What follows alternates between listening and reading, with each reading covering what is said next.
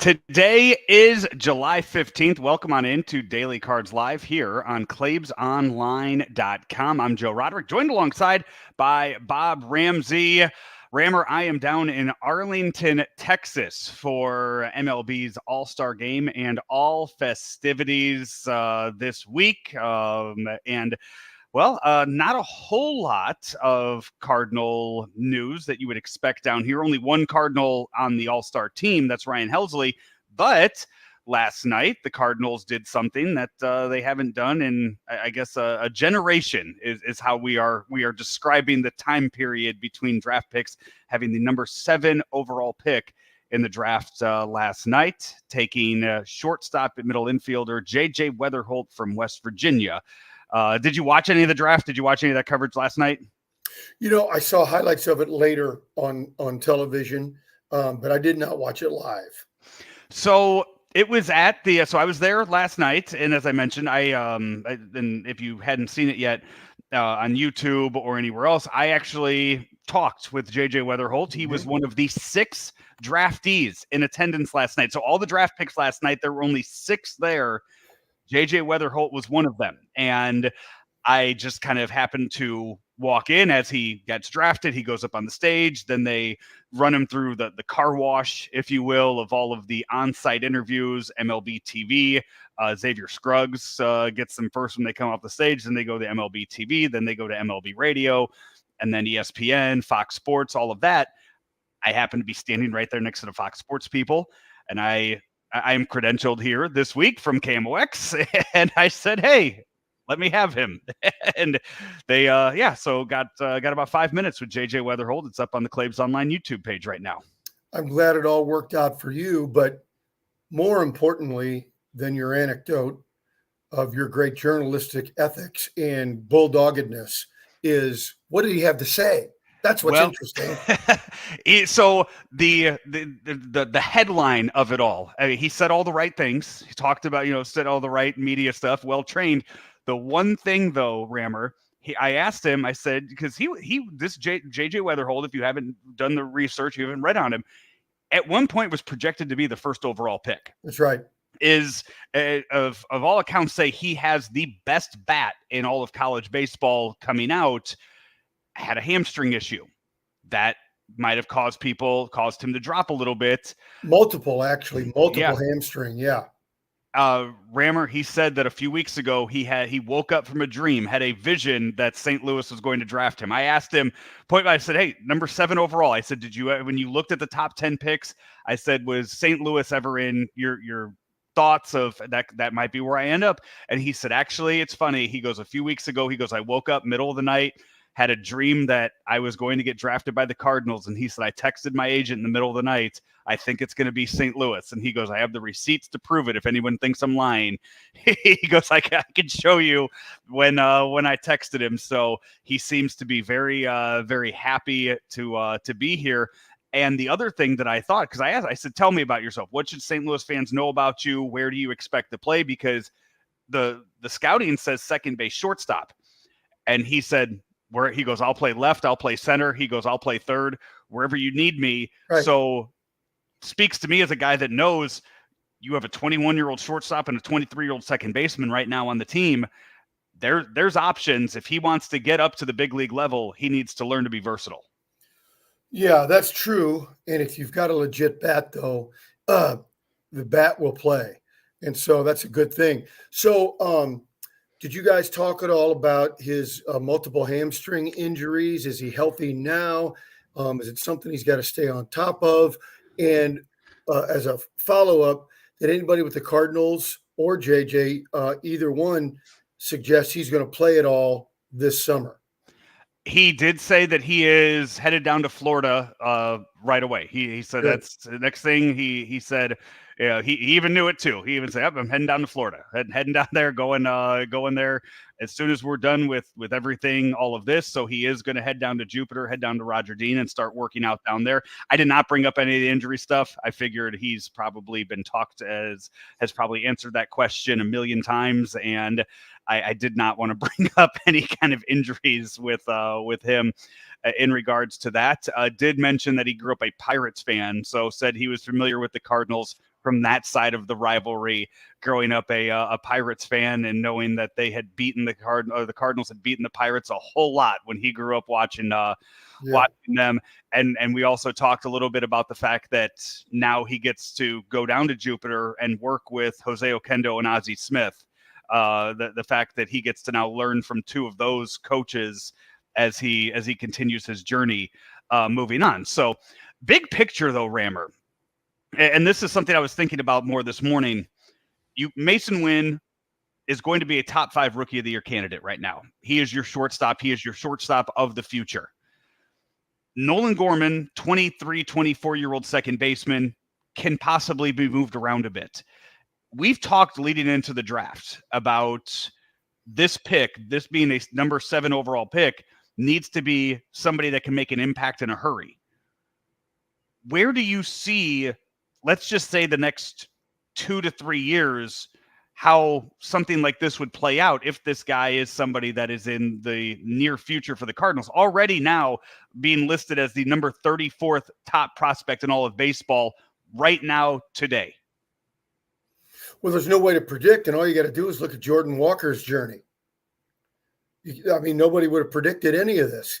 Playing third base in the minor leagues, trying to teach him the outfield at the big league level, struggles a little bit for power. I mean, well,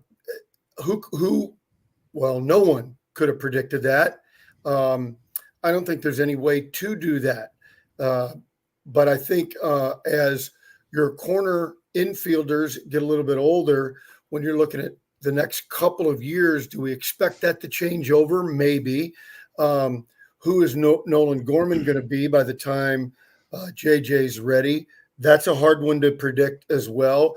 And then also, who's ahead of him? Is Scott ahead of him? Is Walker ahead of him? Is Sajasi ahead of him? I don't know. And I don't know how he's going to do, Joe.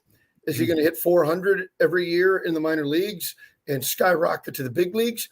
Or like most young players, is there going to be a point where he struggles? I don't think there's any way to predict any of that.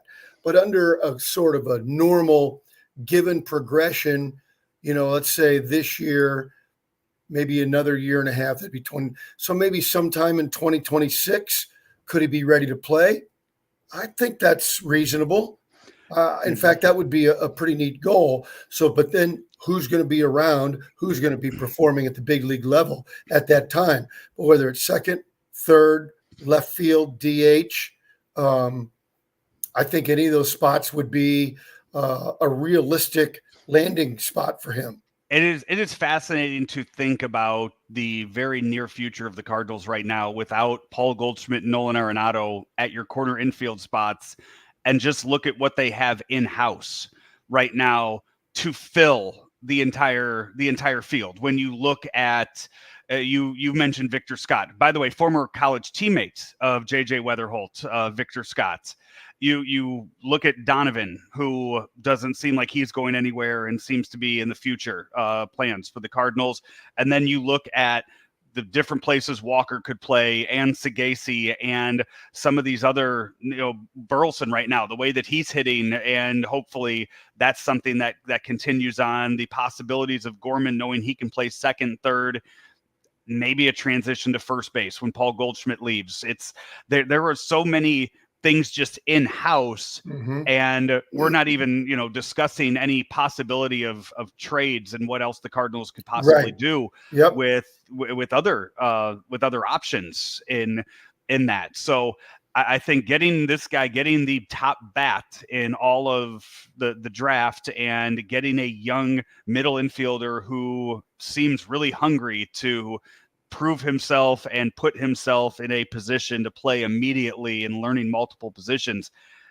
I like the direction right now of the Cardinals, and it's a fun place to be for a team that this year is in a playoff spot.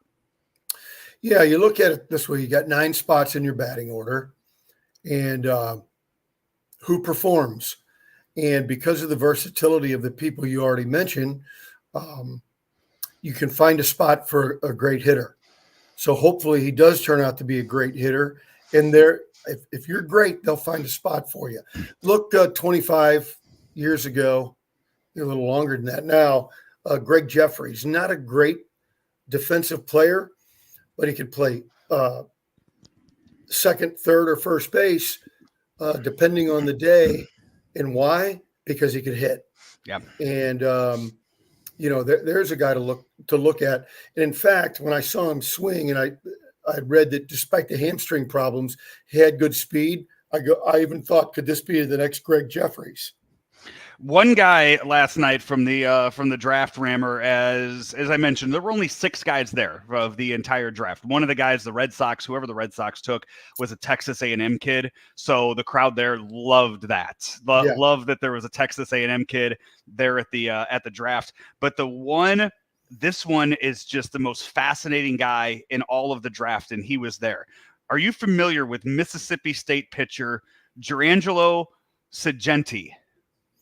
Yeah, I've seen highlights of him pitching. Yeah. Yeah. I'm probably butchering the last name. It's Cijntje. He's Dutch born from the Netherlands. Rammer, he is a switch pitcher. Mm-hmm. He throws upper 90s, right-handed and left-handed. And the Seattle Mariners took him 15th overall in the draft. I love those guys. The guy I played with in high school is named Mark Swanson. Swanee was terrific. The coaches, though, he drove coaches crazy because he kept wanting to switch right and left when he was pitching. He was terrific, though. I love those sort of unicorn players, regardless of the sport.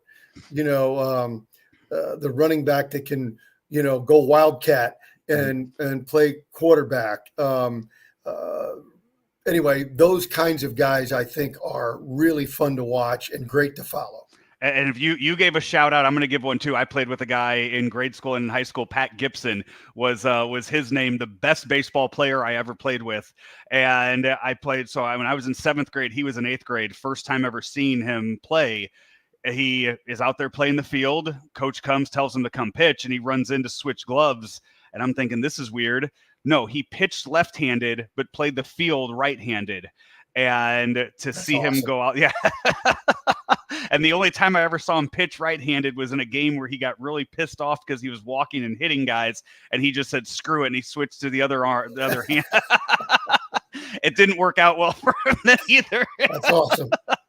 But, yeah, seeing that in person. But, yes, to be able to do that and be able to do that to a major league level too, and throw at that speed and have that accuracy. And they asked him last night, is there a plan to just go focus on one or the other? And he said, no.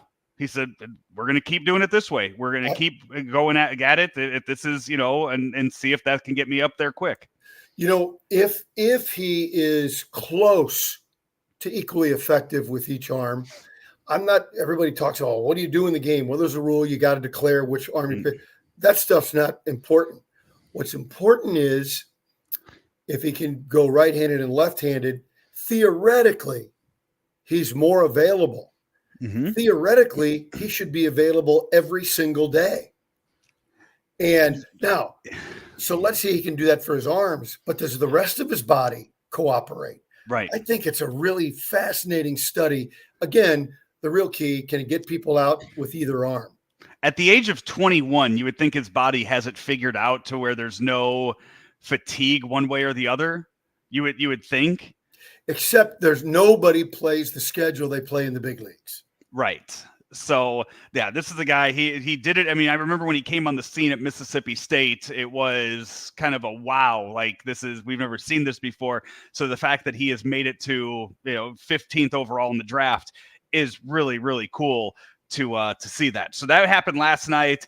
I'll tell you this, Rammer, baseball is trying really, really hard to make the draft a thing. They are trying, and what will help are guys like Paul Skeens, who gets through quickly and gets up to the big league level quickly, or the kid here in Texas, was it Langford? The one that was just, Evan Langford, Wyatt Langford, that just got drafted and got moved up. You need that, and you need stories like the switch pitcher too, so you have reasons to follow these guys, watch these guys, because also too, in this one of the comp picks last night, I don't know if you saw this, was a kid from LSU, Tommy White. I don't know if you remember that name from that. It is he started his college career at North Carolina State and started it off on a tear. I think like first weekend of the season, he had like 10 home runs first weekend of the season, and then transferred to LSU and has played his last 2 years at LSU. Tommy Tanks is his nickname, but freshman year was a huge story. Last 2 years, yeah, they won a national championship last year, and this year he gets drafted. But it kind of just, the story, it just kind of fell off the grid a little bit. When you see his name last night, you're like, oh, yeah, I remember that guy. And, I guess we'll see him maybe in a few years at the big league level. The A's drafted him. So maybe that's one of those marketing campaigns when they moved to Vegas, is they got Tommy Tanks in their system too. Mm-hmm. Yeah. The thing that's always going to hamper Major League Baseball in the draft is that, Skeens is more than likely, you used this phrase earlier, once in a generation. It just doesn't happen very often. Mm-mm. And so what happens is, okay, let's say, you see player X, oh, wow, club's got him. And then he's out of sight, out of mind for at least a year. And for most guys, 2 or 3 or 4 years. So that's the problem with trying to make the draft really, appointment viewing. Rammer, we have the home run derby tonight down in by the way, the ballpark. I'll give a full review of the ballpark yesterday. I have not been on the field yet today, but I will tell you this. I was around it yesterday. I went and found the team store when I got here yesterday. It does not look like a baseball stadium from the outside. You would never know walking around the outside that they played baseball there. It's unbelievable, the size of this thing. That we have the home run derby tonight, Rammer. 5 first-time participants. That is Bobby Witt Jr., Marcelo Zuna, Gunnar Henderson, Teoscar Hernandez, and Alex Bohm. You have Adolis Garcia, the hometown guy, Jose Ramirez from the Guardians, and 2-time winner Pete Alonso in the home run derby tonight. A few new rules: 40-pitch limit, 4-minute rounds. Every man for himself in the first round, and then they go bracket play for the other ones. Rammer, your thoughts on the derby tonight? I'm not a big fan, so I don't really care. I'll watch some. No, seriously. No. I'll watch some, but I think it sounds like MLB's made a decent move, trying to tighten it up, tighten up the format, because the last few years it's gone way, way too long. It feels like an event that's best for seeing in person than on television. But if they can keep the pace of it moving, I think it'll help a great deal. The pace is an issue because of TV. That does kind of hurt the pace of it a little bit. I will tell you this from being there in person. It is for the first round, when you watch the first 8 for the first time, it's awesome. It's great. Yeah. When they have the second round and you see all the guys the second time, you're kind of like, oh, all right, let's get to the finals. But then when you do get to the finals, then you're locked in again. That's being there in person. What I can tell you from being to 4 of them already, that is my experience there. Also kind of walking around and trying to find where balls are going to land, and to see people jumping all over them and trying to catch them is also kind of fun to do as well. For you gamblers out there, the odds on this tonight, Pete Alonso is a plus 320 to win it. He has the best odds. The worst odds go to Alec Bohm of the Phillies. He also has the least amount of home runs entering this. He only has 11 home runs on the year going in to the event. I'm going to say I'm going with Gunnar Henderson. That's going to be my pick tonight. The young kid, just going to get out there free and easy swinging and see if he can do what his teammate Adley Rutschman was not able to last year and win a home run derby. Then I'll go. I'll take Adolis Garcia, hometown guy. Heading down later today, later on this afternoon, media day is down there. So we'll talk with Ryan Helsley.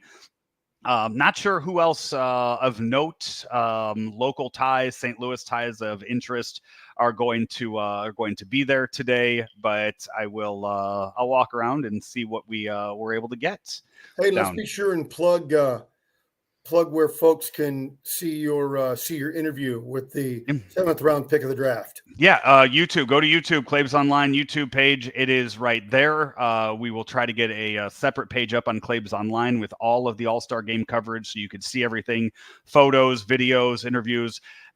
These shows specifically too. So we will have all of that up on Claibs Online as well. So make sure to check that out. And credentialed by KMOX this week, so all that stuff's going back to them as well. So it'll be there. And then at 6:20 tonight, I will be on with Joe Pott on Sports Open Line. So I will be on with him prior to that. Yeah, that's appointment listening. Good call. So any other radio stations or people with radio shows that want to have me on, I'm free to do so with that. Rammer. I'm not in sports anymore. We are brought to you each and every day by Munganast St. Louis Acura and also Rammer Royal Banks. Royal Banks of Missouri. You know, just recently I did a refi on my home, and folks at Royal Banks, I can't imagine making it a more enjoyable experience, really efficient, really went through the steps, made everything easy to understand, wasn't long and drawn out process. And that's the kind of service you expect every day from Royal Banks of Missouri. Give them a call, 314-212-1500 to Royal Banks of Missouri, where better service means better banking, member FDIC, an equal opportunity lender. Follow the socials at Joe Roderick for all of the stuff going on down here in Arlington, and check out any of the interviews we get posted as well. Until then, he is Bob Ramsey. I'm Joe Roderick. This has been Daily Cards Live right here on Claibs Online. Munganast St. Louis Acura is making room for the 2025 MDX, so that means great deals for you on the 2024 MDX. We have over 100 2024 MDX models in stock, and you get financing as low as 3.9% for up to 60 months. Or you can lease a new MDX for just $559 per month for 36 months. Or get the MDX technology model for just $589 per month for 36 months.